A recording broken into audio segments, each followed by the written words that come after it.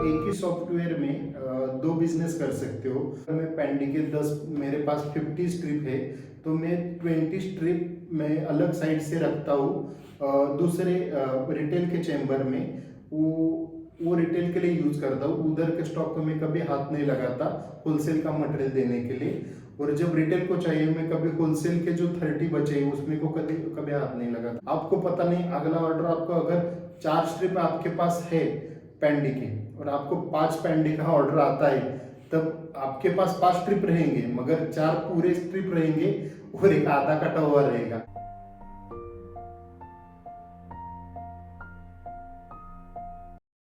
ये retail with wholesale दोनों अलग अलग ऑपरेशन है। हाँ, तो मैं पूछना चाहूंगा कि ये मेंटेन कैसे करें? एक ही अकाउंट में मेंटेन होता है, दो अलग अलग अकाउंट करनी चाहिए या कैसे, आप कैसे करते हैं? हाँ, अभी इसका तो मैं एक मार्क का सॉफ्टवेयर यूज करता हूँ। वो ERP सॉफ्टवेयर है। उनका एक सॉफ्टवेयर में एक फंक्शन है, ये बहुत सारे सॉफ्टवेयर में रहता है कि आप एक ही सॉफ्टवेयर में दो बिजनेस कर सकते हो। वो क्या करते हैं, आपको दो अलग अलग एक बकेट प्रोवाइड करते हैं कि आपको रिटेल के स्टोर में कौन सा माल है और होलसेल के स्टोर में कौन सा माल है। आपका दूसरा ये रहता है कि हमको कौन सा माल मार्केट में है हमारे होलसेल, वो दिखाना पड़ता है। तो एज अ फार्मर के जो टूल है मार्केट का, एज अ रिटेलर और होलसेलर का जो कनेक्शन है वो फार्मर पे ही ज़्यादा होता है। तो उन्होंने ऐसा सिस्टम बिल्डअप किया है कि आप जो परचेस, आपको जो मटेरियल होलसेल का जो मार्क सॉफ्टवेयर का जो होलसेल के बकेट में है वही सिर्फ मार्केट को दिखेगा। और जो आपने माल जो रिटेल में मूव किया है, रिटेलर के कंपार्टमेंट में मूव किया है, वो आपको नहीं शो होगा। वो सिर्फ आपका वही रिटेल का ही मटेरियल है। तो ऐसा है कि अगर मैं पेंडी के 10 मेरे पास 50 स्ट्रिप है, तो मैं 20 स्ट्रिप मैं अलग साइड से रखता हूँ दूसरे रिटेल के चैम्बर में। वो रिटेल के लिए यूज करता हूँ। उधर के स्टॉक को मैं कभी हाथ नहीं लगाता होलसेल का मटेरियल देने के लिए। और जब रिटेल को चाहिए मैं कभी होलसेल के जो 30 बचे उसमें को कभी कभी हाथ नहीं लगाता। और उसमें कि हफ्ते में एक बार मैं स्टॉक चेकिंग एक्टिविटी करता हूँ। अगर इधर उधर एक आधा मटेरियल हो भी जाता है तो उसी सेम प्लेस पे वो मटेरियल हो जाता है। तो इसके उसके बाद एक चैलेंज रहता है कि कटिंग ज़्यादा पड़ने नहीं देता। जो कटिंग जो रहता है मेडिसिन का, वो ज़्यादा से ज़्यादा रिटेलर में कैसे मूव हो सके वो देखता हूँ। क्योंकि एज अ होलसेलर और रिटेलर आपको मेडिसिन कटिंग ज़्यादा नहीं करना है, क्योंकि आपको पता नहीं अगला ऑर्डर आपको अगर 4 स्ट्रिप आपके पास है पेंडी के और आपको 5 पेंडी का ऑर्डर आता है, तब आपके पास 5 स्ट्रिप रहेंगे मगर 4 पूरे स्ट्रिप रहेंगे और एक आधा कटा हुआ रहेगा। तो आपको कम से कम कटिंग का ध्यान रखना है। ये मेरा बेसिक एकदम बेसिक नॉलेज है कि कटिंग ज़्यादा नहीं करने का है। जब जरूरत हो पेशेंट को पूछो, रिटेल को, सर पूरा पत्ता चाहिए या आधा पत्ता चाहिए। उससे क्या होगा, हमारा होलसेल का भी ऑर्डर बाउंस हो सकता है। और कभी कभी लोग क्या करते हैं, जब रिटर्न मेडिसिन आते हैं, सर मुझे एक बार काटने के बाद बोलते हैं कि मुझे नहीं चाहिए। तो आपको उसका ध्यान रखना है कि कम से कम कटिंग करो मेडिसिन का। जो आपको होलसेल का मटेरियल है कभी कभी आपको उस स्टोर का मटेरियल उधर को भी लाना पड़ता है। तभी एक सॉफ्टवेयर का उन्होंने प्रोसेस दिया है। जब आपको रिटेल स्टोर का मटेरियल होलसेल स्टोर में लाना है तो उनका फंक्शन है, सीधा स्टॉक ट्रांसफर का एक ऑप्शन है। अपना लॉगिन करके अगर मुझे 31 स्ट्रिप चाहिए होलसेल में और उधर 19 चाहिए, उधर का एक स्टॉक में इधर मूव करने के बाद सिस्टम ऑटोमेटिक होलसेल को 31 ही स्टॉक दिखाता है। तो फार्मर एक्ट ने बहुत सारे ऐसे रोबो दिए हैं कि 5-10 मिनट में ऑटोमेटिक स्टॉक अपडेट होता है और मार्केट को दिखता है। तो परचेस जो करते हैं वो अपडेट बढ़िया होना चाहिए और अच्छा सॉफ्टवेयर में होना चाहिए।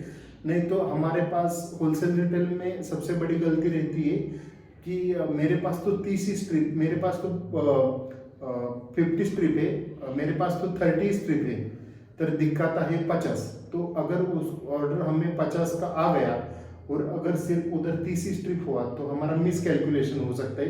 तो दोनों स्टोर आपको, दोनों कंपार्टमेंट बराबर से वीकली चेक ही करनी है, दोनों स्टॉक कि जो रिटेल वाला कंपार्टमेंट में वो भी और होलसेल वाला कंपार्टमेंट वो भी।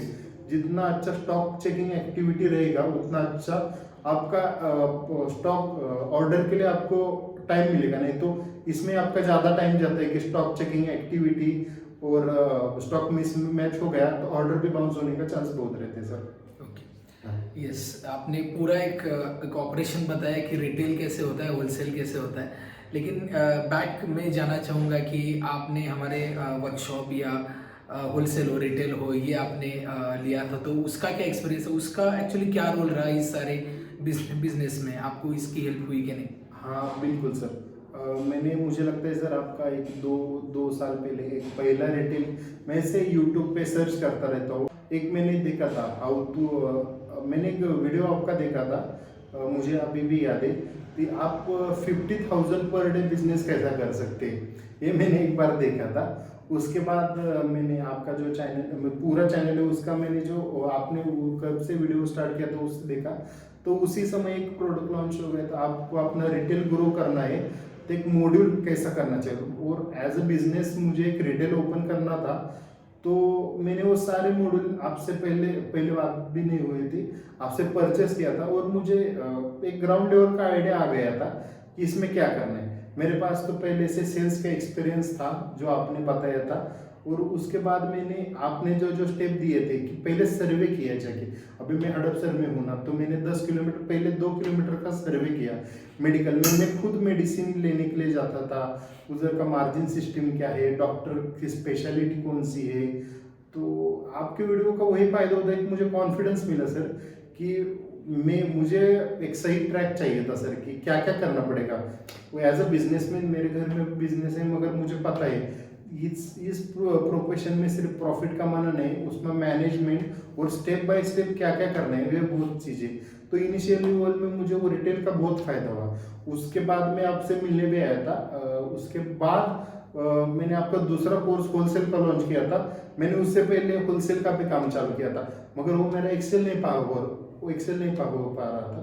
उसके बाद में आपके बाद 1-to-1 सेशन करने के बाद आपने जो पीसीडी जेनरिक जो अभी जो सिस्टम चल रहा है, उससे पहले अगर मैं आपका वीडियो कर लेता, मुझे आपका होलसेल का भी कोर्स कर लेता, तो और एक दो मुझे अपॉर्चुनिटी मिलती। मगर ठीक है, मगर आपको मिलने के बाद 1-to-1 सेशन करने के बाद पीसीडी में भी स्कोप है, जेनरिक का भी स्कोप है, होलसेल का भी कैसे आपको पिक लाइन पे कैसे जाना है और उसका टारगेट क्या रहना चाहिए। अब मुझे पहले से थोड़ा थोड़ा मालूम था, मगर आपसे ये 2-3 चीज़ें जेनरिक उसका मैनेजमेंट कैसा होना चाहिए और पीक तक कैसे पहुंचना है स्टेप बाय स्टेप, ये आज भी मैं उसका फॉलो करता हूँ, तो मुझे उसका फायदा होता है सर। एक्चुअली हमारी यही कोशिश होती है इस चैनल के थ्रू कि हर एक को प्रॉपर गाइडेंस मिले।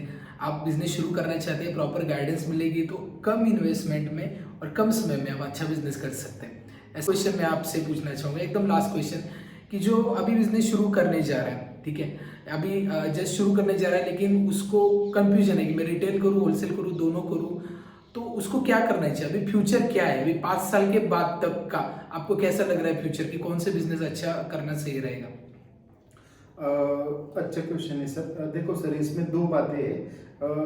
आपको लॉन्ग टर्म बिजनेस करना है तो बहुत बढ़िया बिजनेस है। क्योंकि मैं बता पा रहा हूँ, एज ए रिटेलर आप स्टार्ट कीजिए। एज ए रिटेलर में आप एक जो प्रोडक्ट है उसका ऑर्डर देते हो। जब हम 6 महीने 1 साल उसमें काम करते, तो हमारे स्टोर में कम से कम 1,000 से भी ज़्यादा प्रोडक्ट आते हैं। सो 1,000 प्रोडक्ट का अपने पास जो इन्वेंटरी रहता है, तो उसका आपको नॉलेज रहता है, ठीक है। और नॉलेज रहने के बाद उसका कॉम्पिटिटर क्या है, उसमें जेनरिक मेडिसिन क्या है, अगर साइड में आपके डॉक्टर हो तो एमआर विजिट सबसे बढ़िया इसमें है। जब तक आप रिटेलर नहीं स्टार्ट करते, एज ए एमआर आपके यहाँ कोई नहीं आता। जब एमआर का कोऑर्डिनेशन क्या रहता है, आपको जब पता चलता है, doctor as a chemist, as a distributor through doctor through, इनका जो तीनों का जो चैनल है, वो आपको रिटेलर 1 साल करने के बाद ही पता चलता है। तो उसके बाद में आपको धीरे धीरे समझ में आने लगता है कि हाँ, अरे डिस्ट्रीब्यूटर का पैटर्न ऐसा रहता है, एज ए मेडिकल रिप्रेजेंटेटिव का ऑर्डर ऐसे रहता है। तो आप पहले तो रिटेल स्टार्ट कीजिए। इस बीच में आपको डिस्ट्रीब्यूटर का नॉलेज आता है, डॉक्टर का भी नॉलेज आता है, पेशेंट का नॉलेज आता है। 1 साल करो, उसके बाद होलसेल में आप ऑटोमेटिकली आते हो। वही आप 200-300 प्रोडक्ट का पोर्टफोलियो ले लो, उसके हिसाब से होलसेल कर सकते हो। सो पहले तो वही है, रिटेल स्टार्ट करो। और इसमें ग्रोथ तो है, क्योंकि इसमें कम से कम 20% मार्जिन है। सिर्फ आपको पेशेंस रखना है। आप इसी फील्ड में कंपटीशन तो ऑनलाइन का तो रहेगा ही, इसमें क्या है, आप टर्नओवर बढ़ाओ। अगर ये एक साल में आपका 20 लाख का टर्नओवर होता है, तो अगले साल आप एक्सेल कैसे कर सकते हो, उसको 30-35 लाख तक कैसे जा सकते हो। इधर आपको बैंक बहुत मदद करते हैं। तो आपका बैंक मैनेजमेंट बहुत बढ़िया रहना चाहिए। इनिशियल का जो आपका फाइनेंस है, आपका जो मैनेजमेंट है सॉफ्टवेयर का, वो डे बाय डे एक्टिविटी करना चाहिए। इसके हिसाब से जो आपका एक बैलेंस शीट बनता है, वो आपको अगले साल बहुत हेल्प करता है। तो बैलेंस शीट बनाने के जो कंपोनेंट है, आपका डेली हिसाब आप सिस्टम में भी अपलोड कर दीजिए। बैंक से जिधर से आपका फंडिंग या फिर आपको फंड्स आते हैं, उनसे रिलेशन बनाइए। उनसे आगे बढ़ने के लिए क्या क्या कर सकते हैं, उनसे भी आप बातचीत करते रहे थे। तो बैंक का भी बहुत अच्छा रोल रहता है, मगर आपको इनिशियली एक साल उसमें मेहनत करना पड़ेगा। आपका ट्रांजैक्शन दिखना चाहिए बैंक को। सो साइमल्टेनियसली बैंक भी ऑटोमेटिकली आपका मदद करते हैं आपका बिजनेस एक्सेल करने के लिए। तो ये सारी चीज़ें सर, ये समझ लगता है। Thank you very much. और बहुत अच्छा गाइड किया आपने, और आई होप आप सभी को कुछ ना कुछ मोटिवेशन, कुछ ना कुछ टिप्स डेफिनेटली मिली होगी।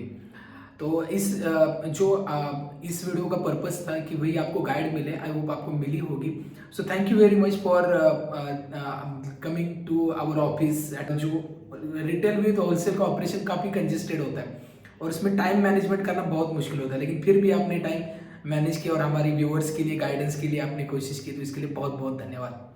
Thank you very much sir. मुझे भी मेरा एक्सपीरियंस शेयर करने का मौका मिला।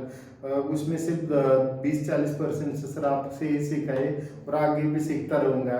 किसी ना किसी पर्पज से आपसे मिलता रहूँगा। और आपको सारे को फार्मा में बिजनेस करने वालों को बहुत सारी ढेर सारी शुभकामनाएं। Yes yes, thank you everyone. और अगर आपको हमारे रिटेल और होलसेल की पूरी इंफॉर्मेशन चाहिए जो हम वर्कशॉप कोर्सेज करते हैं, तो डिस्क्रिप्शन में मैं इसकी डिटेल दे दूंगा और यहाँ से आप इंफॉर्मेशन ले सकते हैं। सो thank you for joining us. And इस वीडियो में मैं कोशिश करूँगा कि सभी को बहुत बहुत शुभकामनाएं हम दोनों की तरफ से। आप अपना बिजनेस अच्छा करें। Thank you.